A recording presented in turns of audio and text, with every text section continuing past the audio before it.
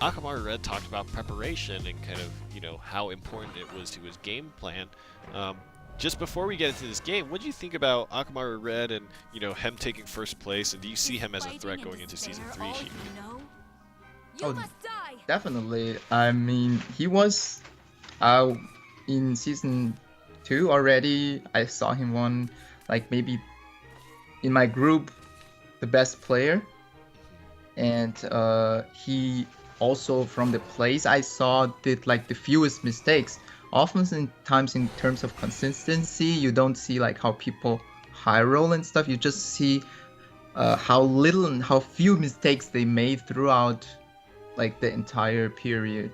And the fewer they make, the better the results will be if it's like over a longer period of time. Absolutely. All right, so we're into Pain versus Madalan. Madalan, I don't know how to say it anymore. But it's going to be his aggro sword deck list versus Haven. Exodium, talk to us a little bit about this matchup and how these players are kicking off. Sure. So Sword definitely has the advantage here. Sword versus Haven in general, as far as aggro Sword is concerned, generally has a favorable matchup against Haven. Especially against Seraph, because Seraph is way more defensive than most of the Haven decks, and it tries to go really late. And Pain's draw is not bad. He's going to be able to fill up the board very early and go wide, whereas Madalan has to wait on the evolve turns with the Priest, so he's going to take a little bit of damage here in quick order, but does have a chance. We have seen it. We have seen it do well. What do you think about this matchup? I know you've played this matchup a ton, Sheepy. You've played a ton of Seraph before. Talk to us about this matchup.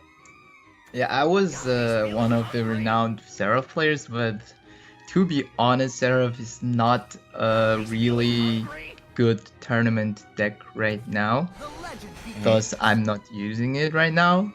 But it's actually a good matchup for the Sword, because it's Seraph. If it were the meta Haven deck, which is the Aether Aegis with the Cleric Lancers, it would be a super abysmal matchup for the Sword right now, because he lost the coin flip in going second, playing an aggro deck.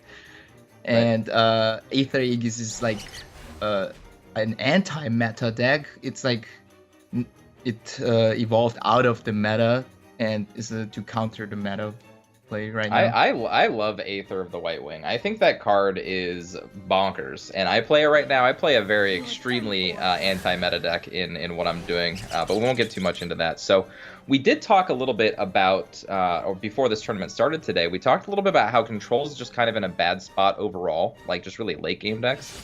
And I know that you're more of a Control-focused player. So talk to me a little bit about why Control is not necessarily good right now, like what you can do if you want to be a Control player, like what cards you have to be looking for, or like what kind of strategies you should employ.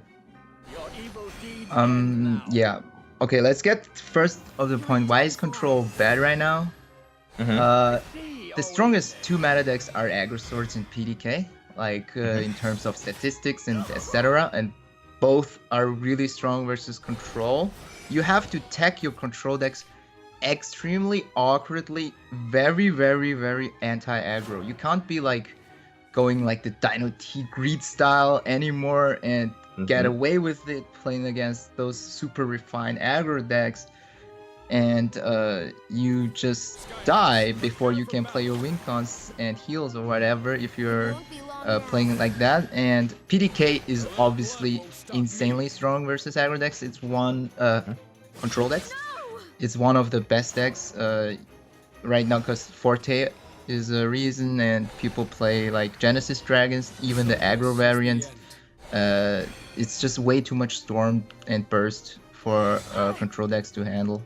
It's not as bad as D-Shift, but it's what should people be playing if they want to play Control right now? Like what types of cards, what classes maybe? Like what would you like try to test next if you were to build a Control deck?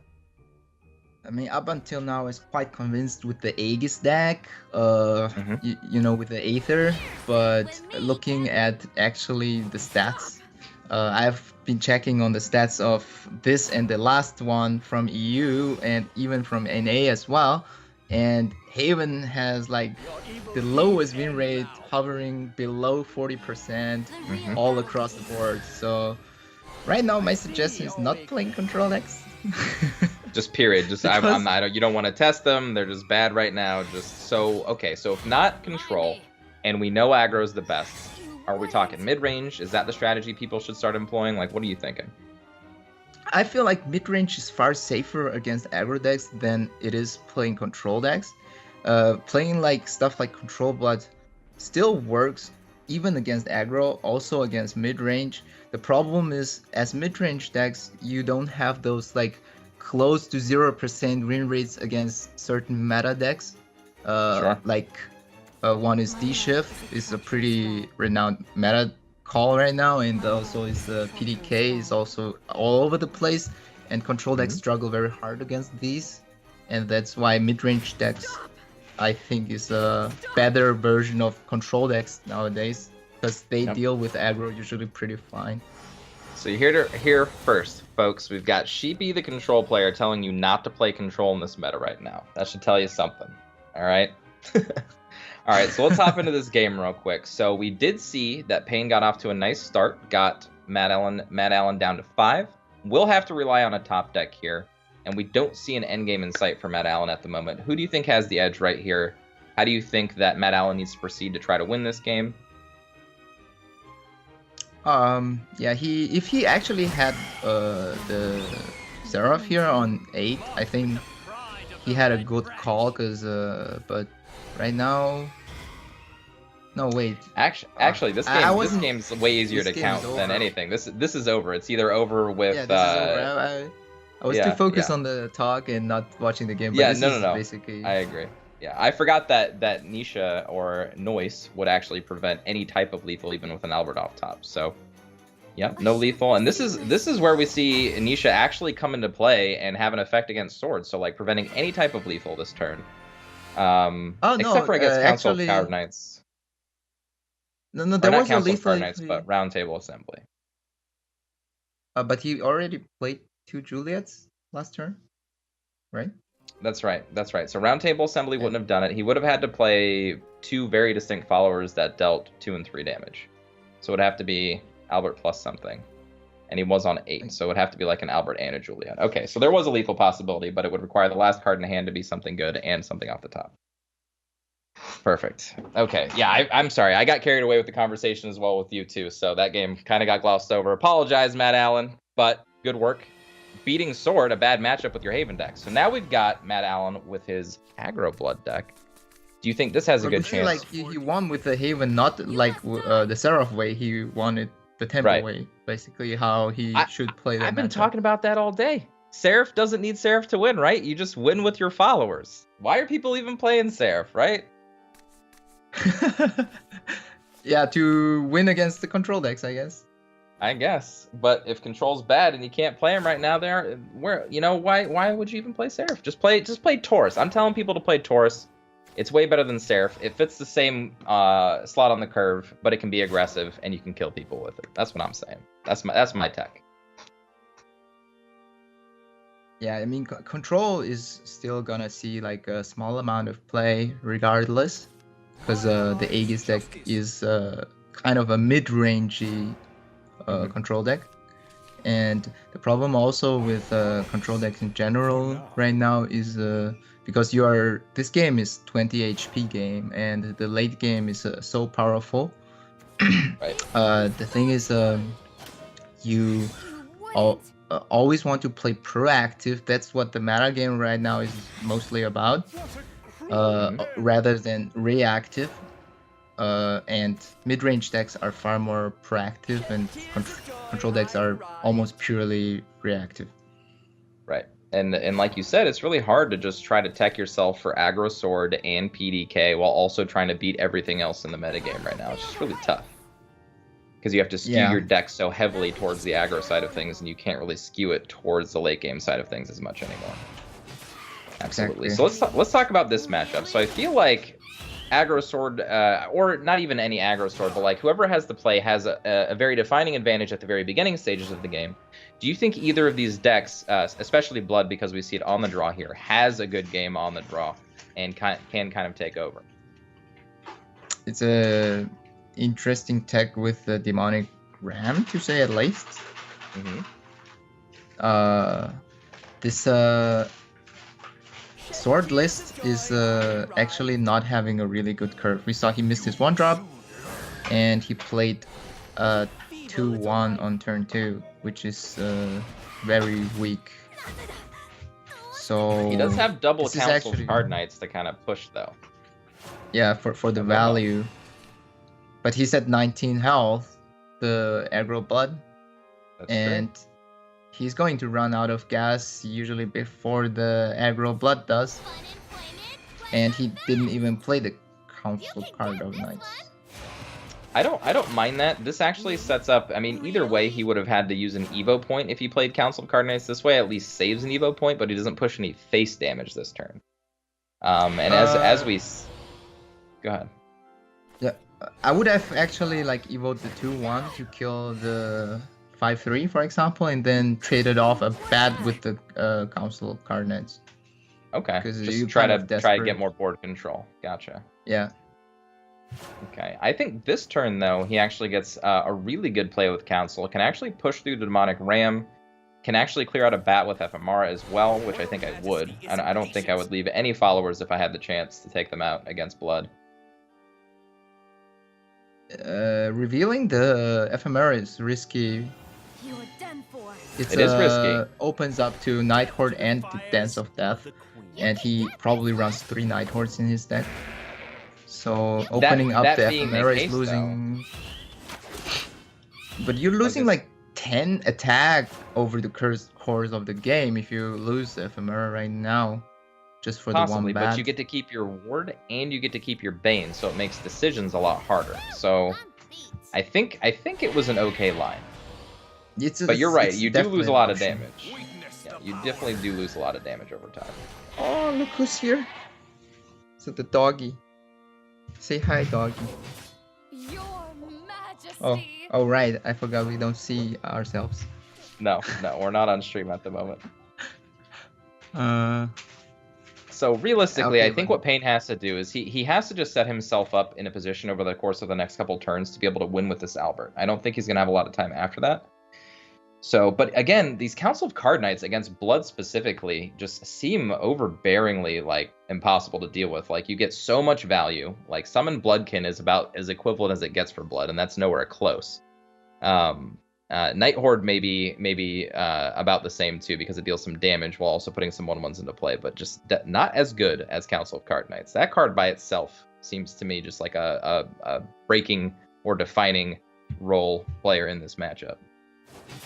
Yeah, he needs like a Kara boss or something very soon to catch up in terms of value, because the Council of Card Knights generate a lot of value. 9 health basically, immediately on the board and split evenly across.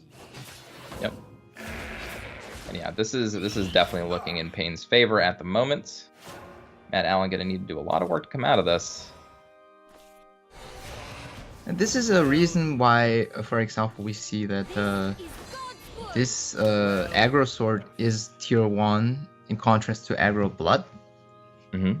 Right? In the mirror, not mirror, but like in the matchups against each other, the sword is usually favored over the blood because of its cards generating more values, and it can actually burst as much, if not even more, than blood deck can do. So what do you think about the play of Madalan not using an evolution orb there to take out the ward and leaving that in play essentially? He's probably considering to keep it for Vania or any card that generates more value, or Kara boss, but this actually doesn't lead to him winning with a board like that, staying for the sword. Right. This looks pretty Just game over for me. Extra value, yeah. It looks really hard at this point for Madalan to even accumulate enough of a board with 1 Evo point left to even contest. And as we know, Albert's still ever present in hand, and getting extra value out of Ephemera actually just kind of gets a free Evo, right? Like it won't deal 10 damage, but it will deal 9 damage, which is pretty close. Just by itself. Yeah, still dealing 9 damage. So 9, 10, 11, 12, 13, 14 damage in hand for Pain. Will take this game to even it up here. Cool effect with Albert being able to attack Feist as Ephemera gets to double up on it.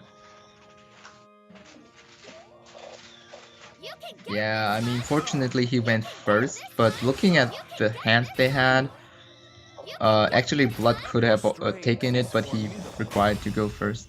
This is the volatility between aggro matchups, I guess. Is that your dog snoring? Oh, is that him snoring? Is that what I'm listening to right now? Is that your dog snoring? Ah, I didn't realize that you can hear that. He's not snoring. He's like, he's not sleeping.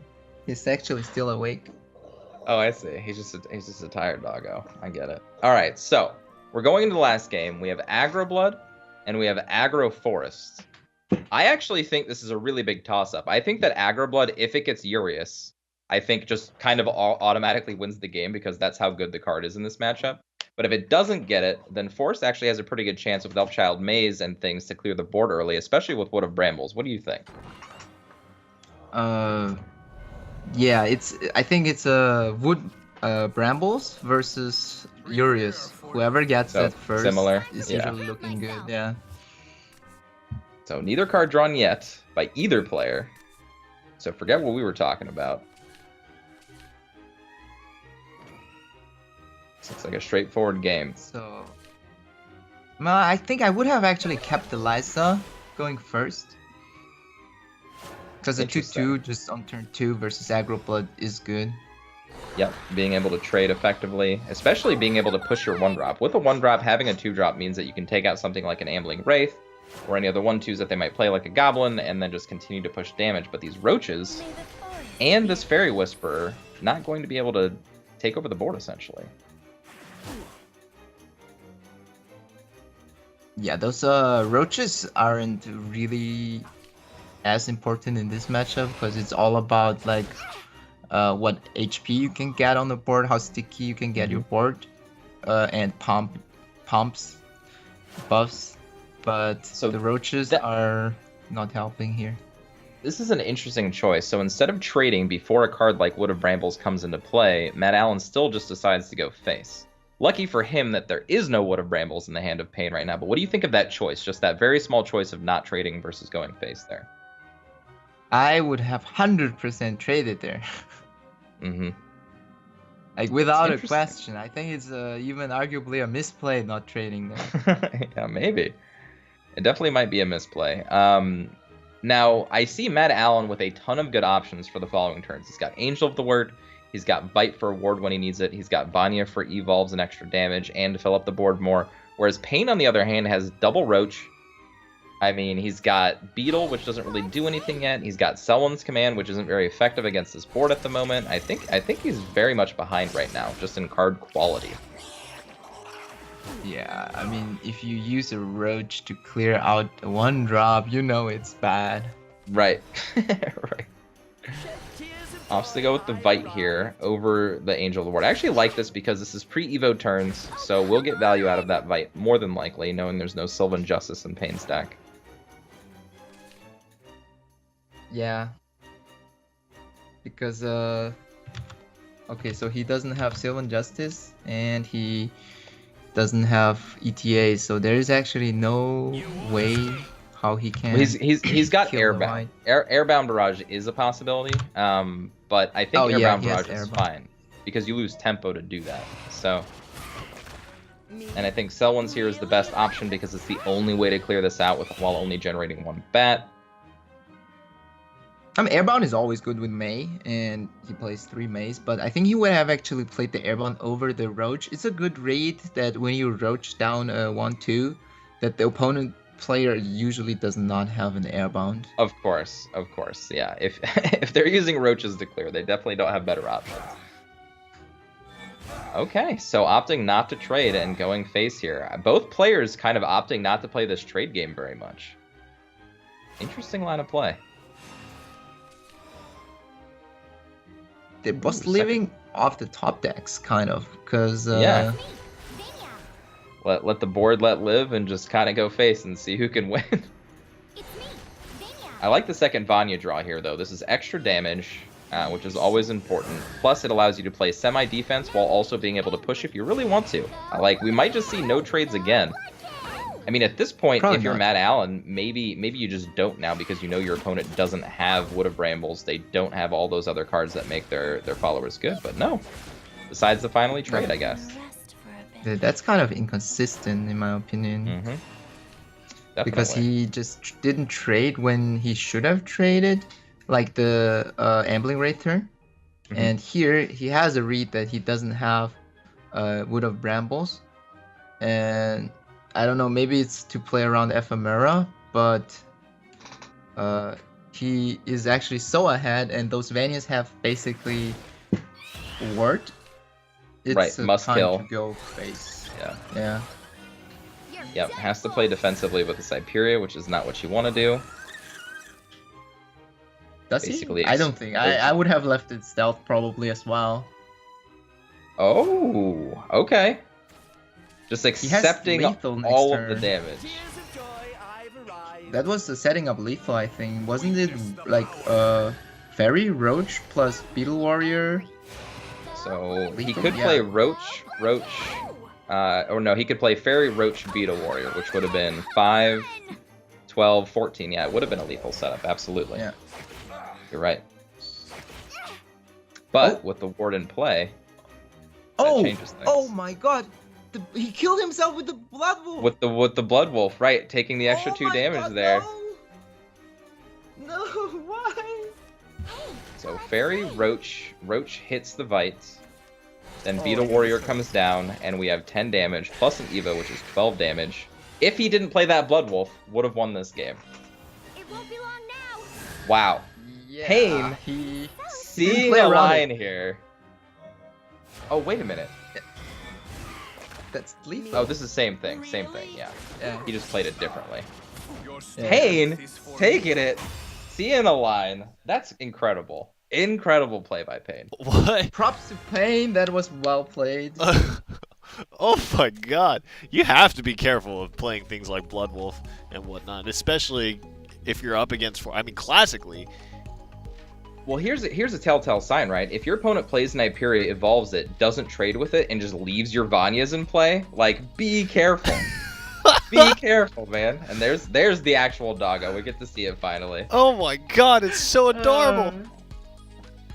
What is it wearing? Yeah. It's wearing a t-shirt.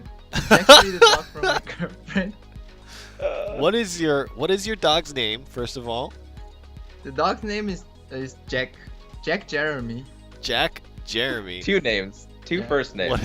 What is Jack Jeremy's favorite You know craft they in named the Shadowverse? dogs actually like alphabetically by generations, and he's like Generation J. Wow. Oh, cool. That's super cool. This dog is cooler than I am.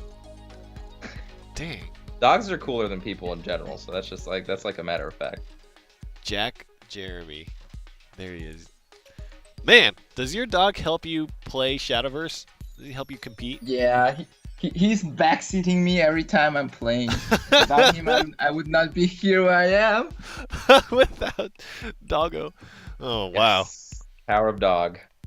Well, I mean, we don't see Havencraft just yet, so none of Jack Jeremy's buddies are showing up on stream quite yet. But Payne actually takes that win, and I believe that will reset the bracket since Madalan was actually on the winner's end. So they're going to have to play it out again. So there were a few things that Shibi, you classified as kind of not really optimal or the risky line of play to approach for Madalan. What do you think is kind of the chances that Payne will actually take the second win? After seeing that first series, do you feel like things are in favor for Payne, or do you still think Madalan, based on the decks that he brought, can still make it happen? How do you feel about this reset? Yeah, I think this was a well-deserved victory for Payne.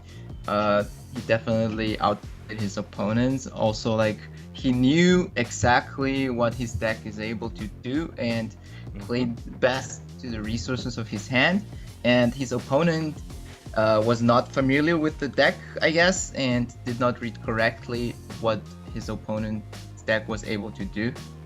And maybe he learned his mistakes in the second reset round, but so far Pain is, I think, actually favored to win this. What do you think about, so we've seen quite a few Forest Craft decks today utilizing, not necessarily, so there were kind of some early iterations of Fairy Aggro using the Elf Song to kind of buff up your board and attack, but more recently, at least today, it seems like a lot of them are utilizing kind of more small bits of roach damage in combination with a Beetle Warrior. Have you seen this on ladder yourself or in your practice? What do you think are the things that you need to really respect playing against that particular Forest Craft deck?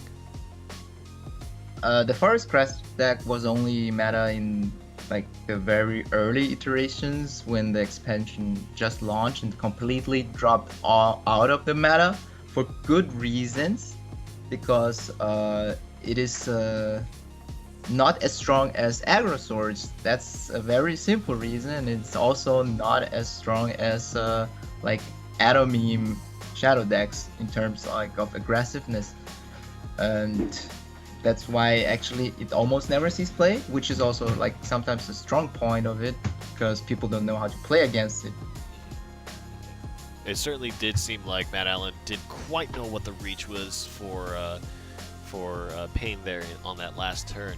But Exodium, after watching that match, things that Madalan, if you were to be Madalan's coach here, and with all the, with the caveat that, of course, we're sitting here talking about the game. Of course, right? of we're course. not players of the game. But what do you think, what do you identify as kind of good things to make Madalan's results more consistent, or kind of give him better odds in the second match? Well, I mean, honestly, it's just slow down and think about what your opponent can do, right? Not trading with his 1-2 into a 1-1 essentially cost him more than 1 damage over the course of the game, right? And his damage to his opponent didn't really matter at the end of the game. He was going to win regardless, as long as he just lived one more turn, because the board wasn't going to be able to be dealt with. So had he traded early, and had he actually thought behind, why would my opponent evolve Hyperia here and not trade when he's clearly behind? Okay, what can he lethal me with next turn? And then think about it, what the possibilities are. Honestly, he did everything perfect. If he just wouldn't play the Blood Wolf there, he would have won the game. So had he just counted how much damage his opponent could deal, he could have won that game. So it's just about actually taking your time on your turns. And we talk about this against aggro decks all the time. Know how much deck or damage your opponent's deck can do on a given turn with their play points. If you can count out their max, make sure that your life total is at least 1 over that maximum damage, and then go to town. All right, well, let's see. I if think Madalan that was can the do flashy point with the Blood Wolf, like giving your opponent the lethal, but actually the couple of mistrades in the very early game also could have cost him the game. I think they are more subtle, but they are actually sometimes more significant than what happened like in the very last turn throughout the game. Well, we talk about that all the time. I mean, 1 damage is a huge number, and if you let your opponent get 1 extra damage, that turns into 2 damage, that turns into whatever over time, we're talking about game-changing turns, of course. Absolutely. All right, so we're actually back on the same matchup again, Aggro Sword versus Haven. Let's see if Haven can do it again. No, look at who's going first. Well, again, going first definitely helps, absolutely. But I believe Pain was on the play last time as well, was he not? Pain was actually going second last time. Oh, okay. But yeah, going first is definitely helpful. With this type of hand, though, we don't see a lot of Storm. This is more of just a value 1-drop hand. He's got all of his Princess Vanguards and Palace Fencers going with the 1-drop, so very value-heavy early game. Not so much Storm for late game just yet. Interesting. He chose to go full phase and did not bother with the 2-2. Yep, that play I don't mind. At this point, I'm not worried about trading at all his sword. Yeah, it's he doesn't run Red Hots, so there's like no I think any punish coming. Ooh, this is an interesting turn. He can choose to double beef up the Goblin. I think that's going to be the play. He could also play the Bladed Hedgehog here, just to like get extra value out of things dying next turn, but decides to go with more damage. Can't hate on that. I think you want to split it even, like with the maximum damage you can get. And the Bladed Hedgehog is a 1 damage less than the 2-1. The 2-1 actually doesn't buff the 1-drop, but it gives 1 more attack on the board, and the opponents That's are already right. at 8. It's only officers that it does that too. So the Goblin did not get pumped to that. So you're right. Yep. You're done for. For example, around tables is lethal if you top stack that. And My mission is complete. So here's a running theme.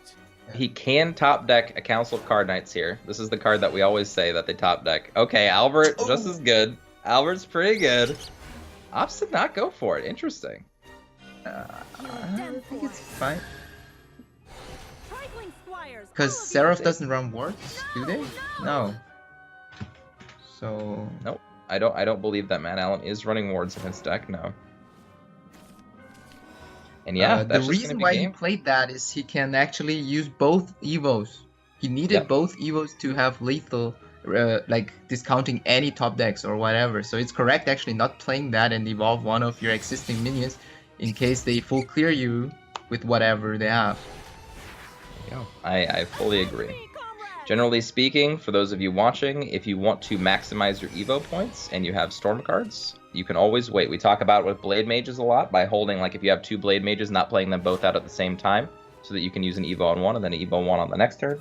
Draws the Council anyway, just in case we were going to miss that meme for this game.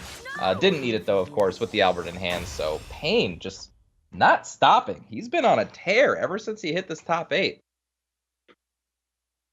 Yeah, Penny's has been, so far I've seen, been playing very well in terms of aggro plays. Yeah, just not making many mistakes at all, if any, and just exactly like you said last game, knowing exactly what to do with his deck, knowing how to play every single card, and making the I'm most out actually of his surprised turn. why he banned the Atom meme, because I think Atom meme is really susceptible to aggro. Probably just for the high roll chance, like he didn't want the chance of Atomy coming out on turn 3 and just dealing with it, and he knows he can already beat these other 2 decks. It might have been a decision, like, had he done not so hot against one of the decks and still managed to win, like, oh crap, you know, like, maybe Haven's too good for my decks, which I doubt with his lineup, or maybe this Blood deck can win. I actually thought the Blood deck would have been the best ban, because Blood is the only deck that can really go toe-to-toe as an aggro deck versus all these aggro decks. Is fighting and despair all Yeah, But especially Atomy if is you're definitely an going interesting second. choice. for me to prove myself? Yeah, interesting choice to ban Atomy. Just doesn't want to get high rolled. That's the only thing I can think of. No luck for you. Or maybe he just doesn't want to lose on camera to Atomy. That's always a possibility. Or maybe he's not as familiar with the deck. Like, this is actually That's one of big reasons, especially for newer players, to choose their bans. They ban whatever they matchup they can't play the least. Yep. They'd rather play Like- unfavored matchups than like matchups they are like 50-50 or even favored, but they don't know how to play that matchup. Right. And that makes a huge deal. Like, if you can squeeze by 1 extra win, or you can basically squeeze out like 1 extra loss over the course of a tournament, that can really get you to top 8. Like, it's those really paramount wins and losses that count.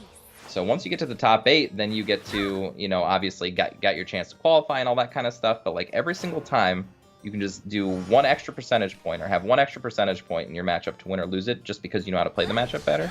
Jump at it, absolutely, especially for newer players that don't have the matchup experience. Also, what I want to maybe point out is that those players have been like playing on speed. They are playing super fast. Super Like- fast. Oh yeah. Even Definitely as an not the way aggro you deck, play.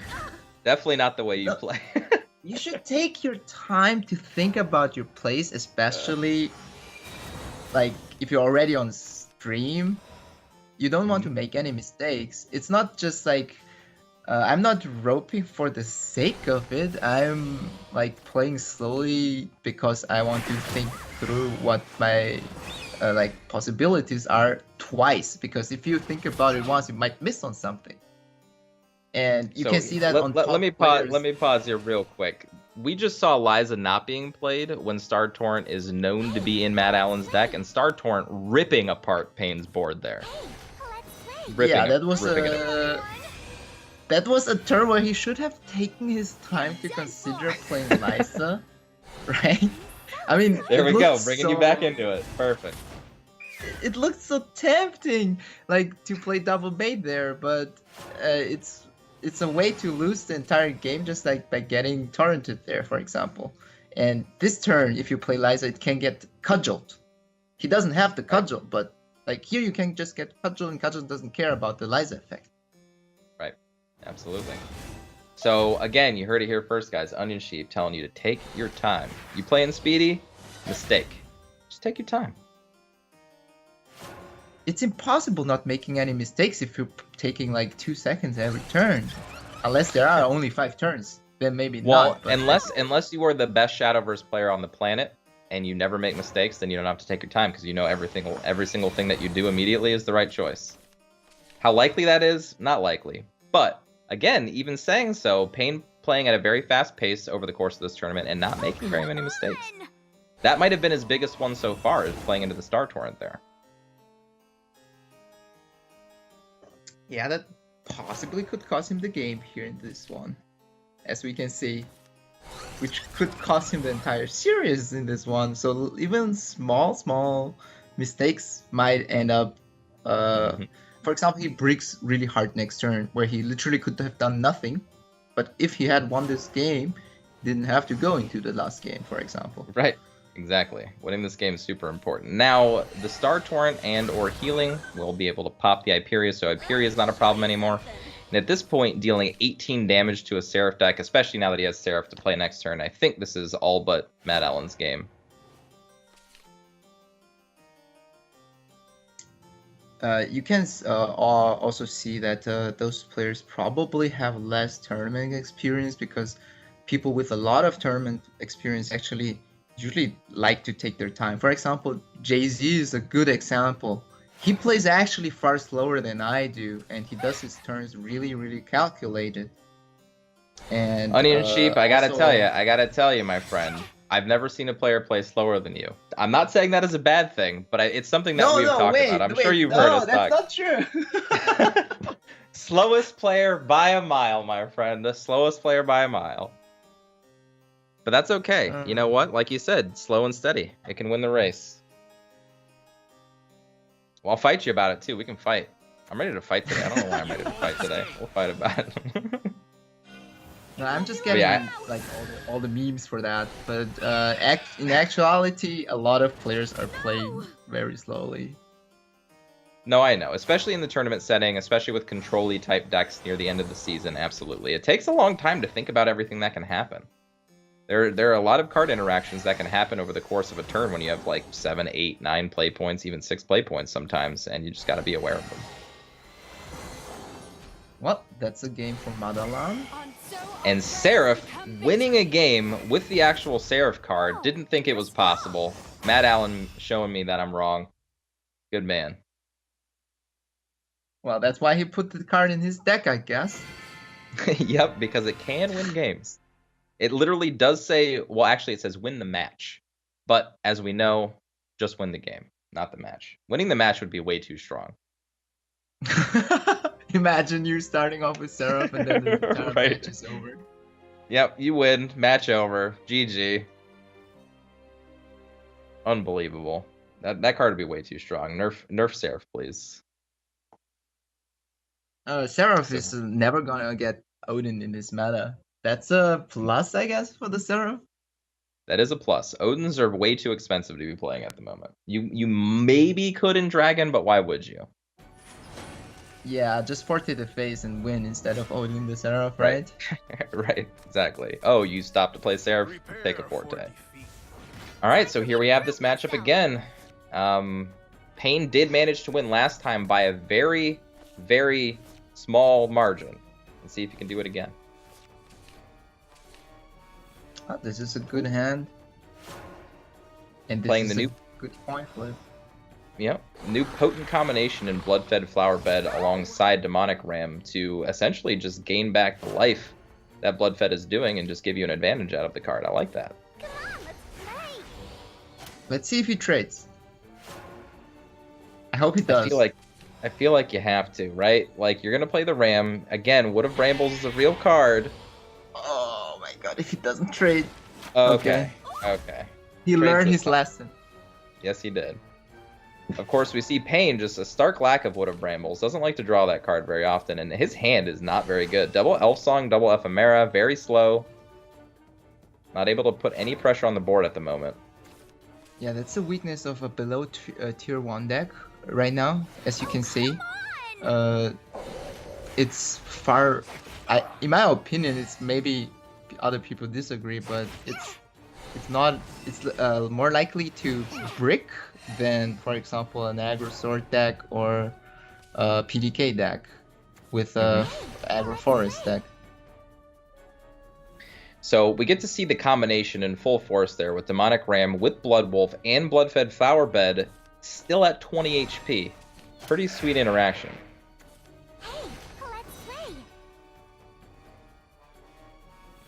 Pretty sweet. And that would have continued to go off had the Demonic Ram stayed in play. So very good option for Pain there to take it out. And just present this board. I might have even gone with the second Summon Bloodkin there. Just fill up the entire board. I don't know. Just play a additional 1/1. You have the Caraboss. It's more likely you have a board left over to Evo face next turn. I think actually playing the second Summon Bloodkin is correct there. And now we get to see Wood of Brambles finally make an appearance for Pain to try to shore up some of this damage. But again, already being at 11, not being able to clear the entire board here. So an Evo will be able to go face. And then Caraboss soon. Yeah, it's possible actually that single Summon Bloodkin might change the outcome of this game just because of the 1 damage. Very small instances. Now, of course, it could be that there aren't really any good plays for Madalan this turn and Summon Bloodkid is still fine. But again, losing 1 damage overall.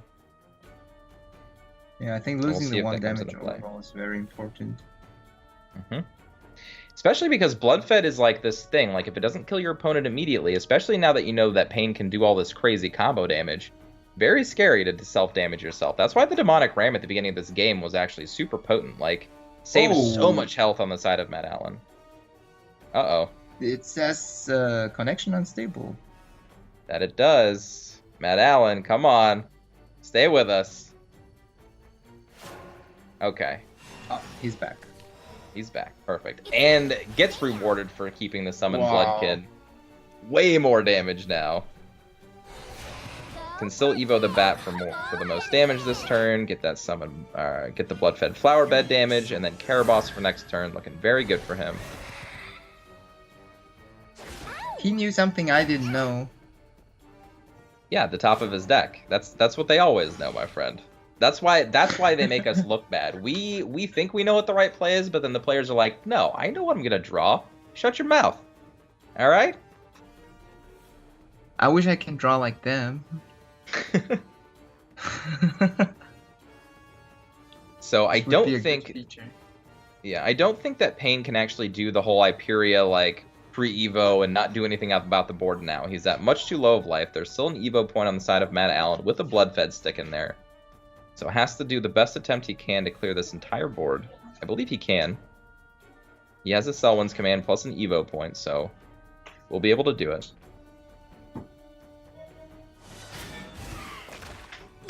Yeah. He's gonna play the Ephemera, I think.